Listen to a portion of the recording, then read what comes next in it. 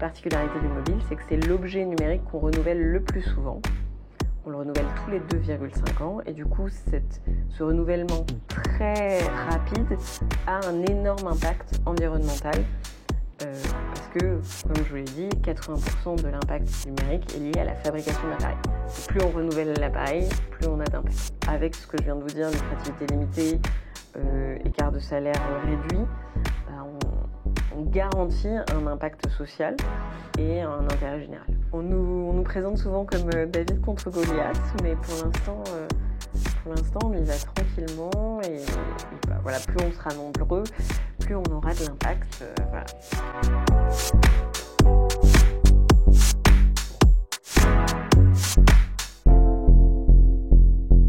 Bonjour Anaïs Dubois, du coup tu es responsable stratégie de Télécope. Télécope c'est un opérateur de téléphonie mobile solidaire, coopératif, qui essaye de mettre un accent sur l'écologie.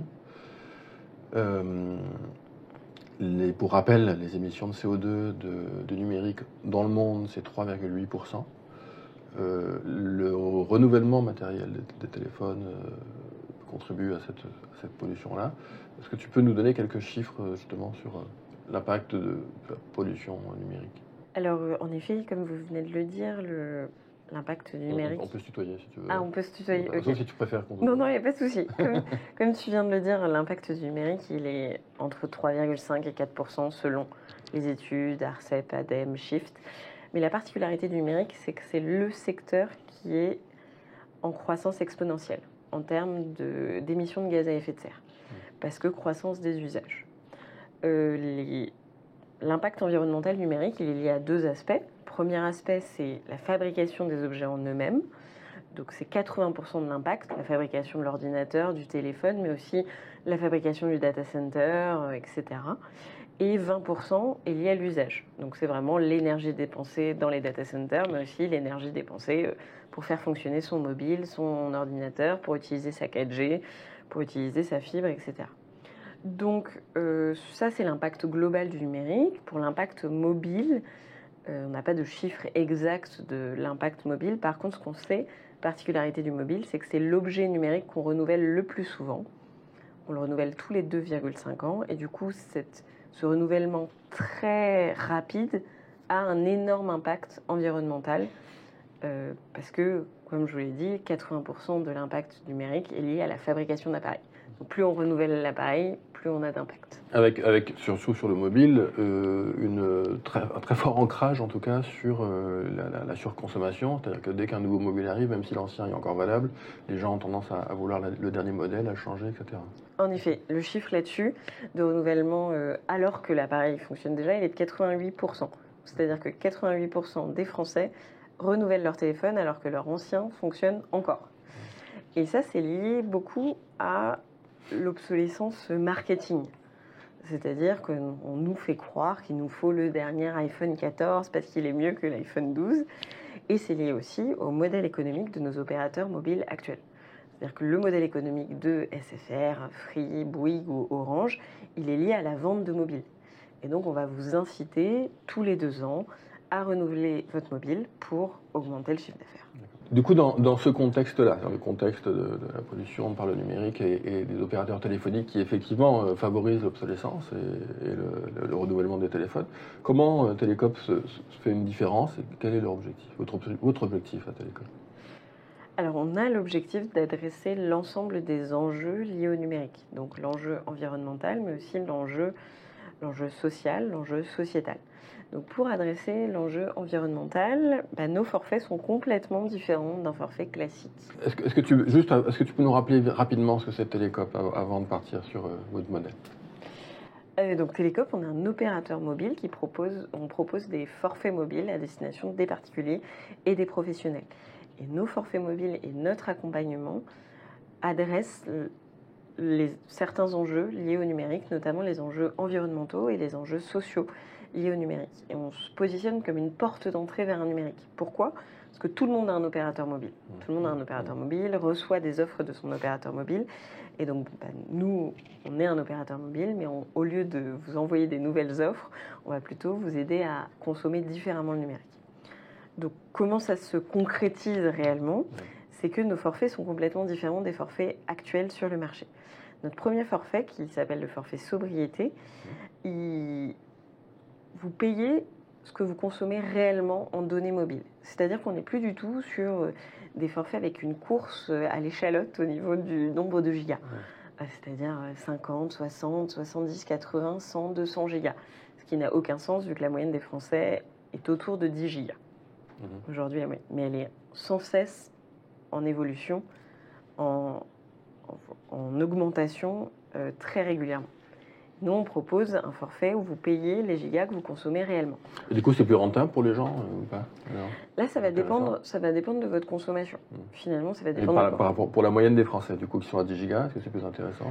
Non, c'est pas forcément plus intéressant au niveau financier. Pourquoi? Parce qu'on est aussi sur un marché actuel français qui est très concurrentiel et qui propose des prix bas parce que, comme ce que je te disais, c'est que leur chiffre d'affaires est fait autrement. D'accord. Il n'est pas forcément fait sur les forfaits. Du coup, partant du principe que grâce à vous, un de vos clients va moins souvent renouveler son téléphone, donc il aura moins de frais sur le téléphone, peut-être un petit peu, ou les mêmes ou un petit peu plus de frais sur le forfait, est-ce que globalement, il y gagne? Oui, après ça dépend vraiment toujours de la consommation réelle du mobile. Ça dépend si la personne a envie d'aller vers plus de sobriété numérique ou si elle a envie de continuer à consommer. Sachant que ce qui consomme le plus, et vraiment les ordres de grandeur vont de 1 à 1000, c'est la vidéo sur son portable. Et c'est aussi toute cette sensibilisation que l'on fait actuellement. C'est-à-dire qu'un mail ne consomme pratiquement rien. Avec 1 giga, on peut envoyer 100 000 mails. Par contre, avec 1 giga, on ne peut regarder que1 heure de vidéo Netflix. Donc, c'est toute cette sensibilisation à l'usage. Parce qu'aujourd'hui, on nous dit, un opérateur classique va vous dire, vous avez absolument besoin du forfait à 40 gigas. Sauf qu'en fait, qu'est-ce que ça représente 40 gigas pour le commun, pour le public? Voilà. Donc ça, c'est notre premier forfait sobriété. Le deuxième forfait, qui est le forfait transition, lui, il inclut 9 gigas, justement pour être un tout petit peu en dessous de la moyenne des Français, mais il inclut une aide à la réparation. Donc, il inclut une aide à la réparation sur votre mobile. Vous cassez votre écran, vous envoyez la facture, on vous rembourse 30 €. Et ça, c'est vraiment dans une optique d'allonger la durée de vie. Donc, le deuxième sujet qui est vraiment allonger la durée de vie des terminaux. Et ça a un vrai impact sur nos abonnés parce que la moyenne de nos abonnés est de 3,7 ans au niveau de la durée de vie de leur appareil, alors que, je le rappelle, la moyenne des Français est à 2,5 ans. Aujourd'hui, Télécoop, vous avez 6 000 abonnés. Alors, actuellement 7 000. Du coup, maintenant 7 000. Maintenant 7 000, En 2022, c'était 6 000, du coup, effectivement. Vous faites un chiffre d'affaires en 2022 de 700 000 €. Et vous avez 1050 sociétaires. Parce qu'il faut rappeler, pour ceux qui n'auraient pas tilté au moment où vous l'avez dit, que vous êtes une coopérative. Ça veut dire que non seulement vous essayez de faire des choses pour vos clients au niveau écologique, mais qu'en plus, vous essayez aussi d'avoir un fonctionnement interne qui soit en corrélation avec vos principes. En effet, nous sommes une SIC, Société coopérative d'intérêt collectif. Donc toutes nos parties prenantes peuvent devenir sociétaires. Et le but, c'est vraiment de prendre les décisions en commun. On est un opérateur mobile qui a été créé par des citoyens, pour des citoyens. Et donc, en effet, à fin 2022, on était à 1050 sociétaires. Aujourd'hui, on est à 1200 sociétaires. Le principe, c'est une personne égale une voix. Donc, quel que soit l'argent que vous investissez dans la coopérative, vous aurez une voix. Et on vous demande de prendre certaines décisions stratégiques en commun avec nous. La coopérative nous impose aussi de différentes modalités d'intervention. Notamment, on est à lucrativité limitée, c'est-à-dire que tous nos bénéfices doivent être réinvestis dans la coopérative à 80%.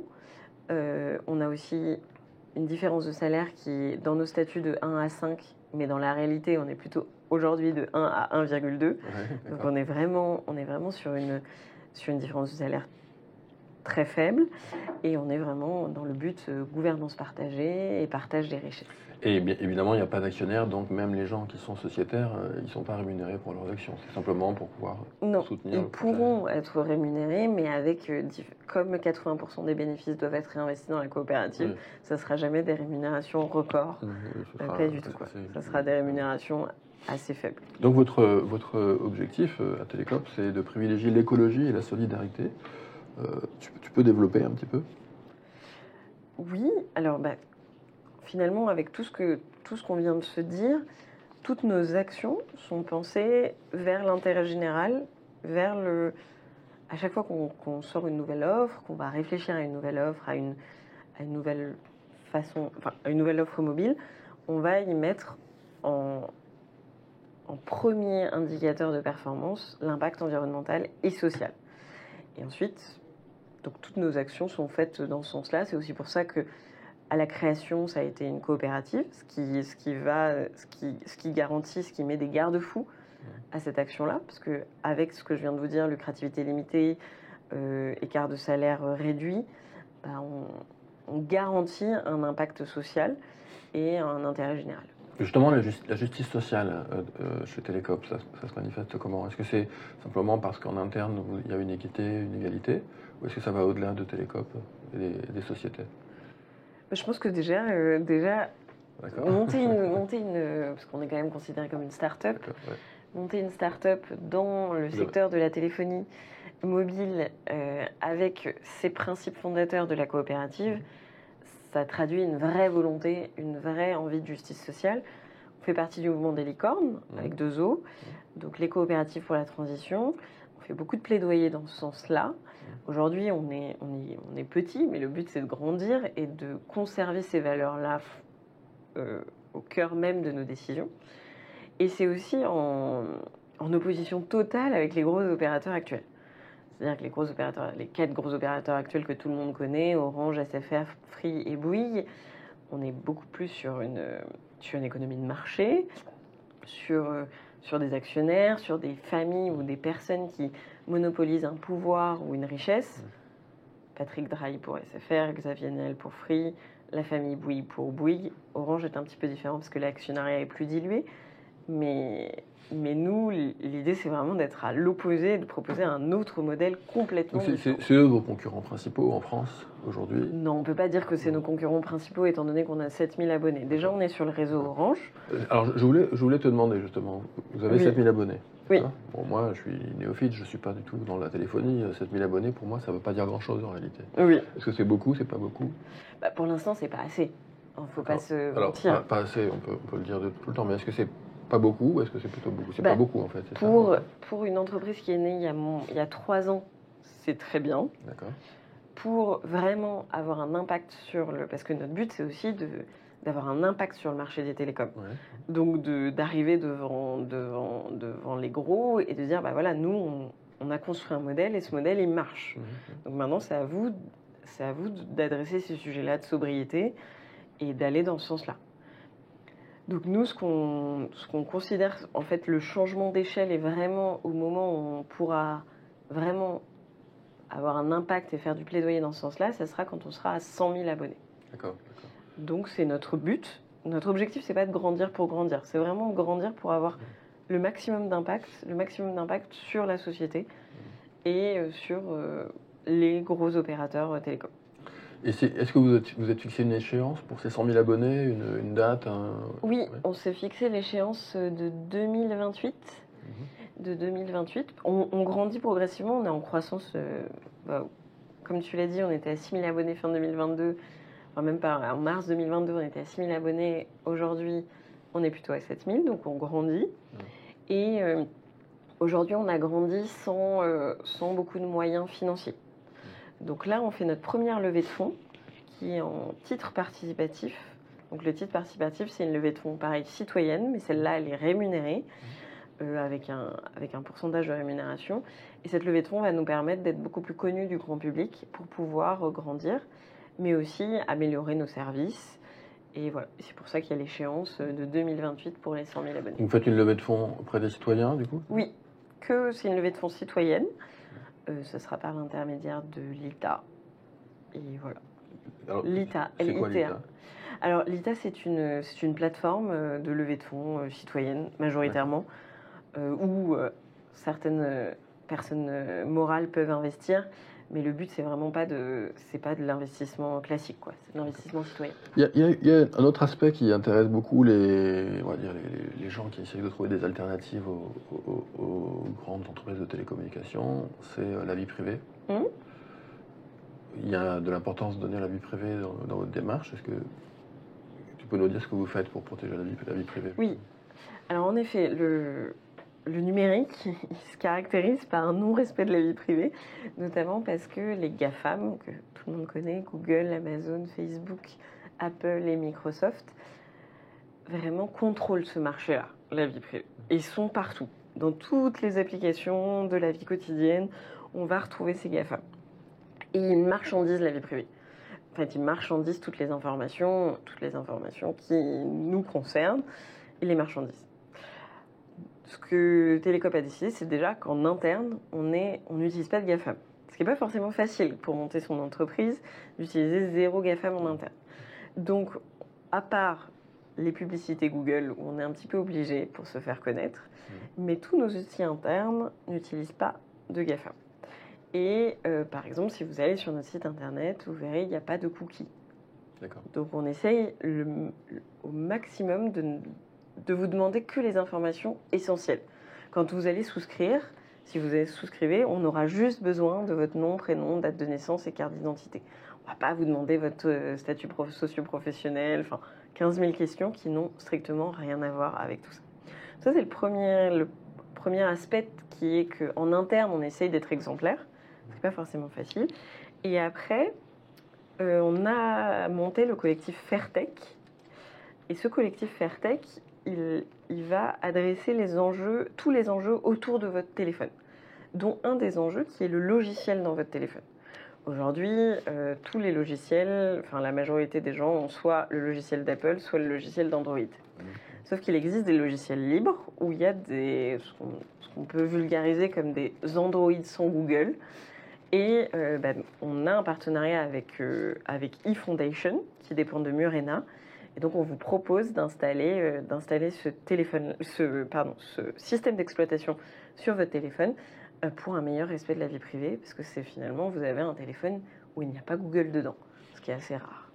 D'accord. Et justement, du coup, tu parles de ce partenariat avec Fairtech. Vous avez aussi un partenariat, il me semble, par rapport au Fairphone et d'autres téléphones comme ça, qui vieillissent moins vite aussi, non? Totalement. Fairtech réunit à la fois eFoundation, qui est du coup le logiciel libre, nous pour le fournisseur de forfait téléphonique, Fairphone pour le fournisseur de téléphone, et Common, qui est une autre coopérative qui loue des Fairphone. Pourquoi Fairphone? Parce que Fairphone, c'est le téléphone le plus durable et réparable du marché, et aussi le téléphone où il y a le meilleur suivi du cycle de vie complet. D'accord. Et puis vous avez dans votre forfait des aides techniques aussi, il me semble, pour pouvoir remplacer tel ou tel... Une aide à la réparation, oui. On a une aide à la réparation. Celle-là, elle s'applique à n'importe lequel de téléphone. Par contre, étant donné que nous, on promeut le Fairphone, si les personnes ont réellement besoin de changer leur téléphone, toujours pareil, on ne les incite pas à changer leur téléphone, mais si à un moment elles en ont besoin, on va les inciter à aller vers Fairphone. On a une vraie expertise avec Fairphone. Et d'ailleurs, 20% de nos abonnés ont un Fairphone, ce qui est quand même un pourcentage qui est énorme par rapport à l'implantation de Fairphone sur le marché français actuellement. Et du coup, on propose soit de l'acheter directement, soit de le louer grâce à Common. Et la location permet d'augmenter sa durée de vie aussi, parce qu'il y a une vraie maintenance et un vrai suivi qui est fait pour avoir à disposition les pièces détachées et réparer quand il le faut, etc. D'accord. Tout à l'heure, je te disais, avant qu'on commence l'interview, changer de forfait téléphonique, parfois c'est un petit peu fastidieux, etc. Et tu me disais, non, mais ça c'est très vite pour nous, un quart d'heure. Oui, parce que on fait régulièrement des tests et c'est vraiment une de notre vision commerciale en fait, c'est de promettre à nos abonnés qu'il ne faut que 15 minutes pour changer d'opérateur. Et en effet, si vous n'êtes pas engagé, en fait, c'est très facile de changer son téléphone et il n'y a pas d'interruption de service. C'est-à-dire que de changer son forfait téléphonique, sans interruption de service. C'est-à-dire que vous finalisez la souscription, on vous envoie la carte SIM Et ensuite, quand vous n'avez plus de réseau sur votre opérateur actuel, vous mettez la carte SIM Télécope.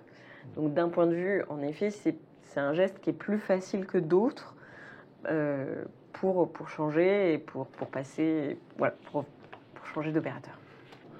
Comment les gens peuvent vous voir, vous contacter? Vous faites partie des licornes avec 2 autres, tu disais tout à l'heure. Il va y avoir un événement le 7 septembre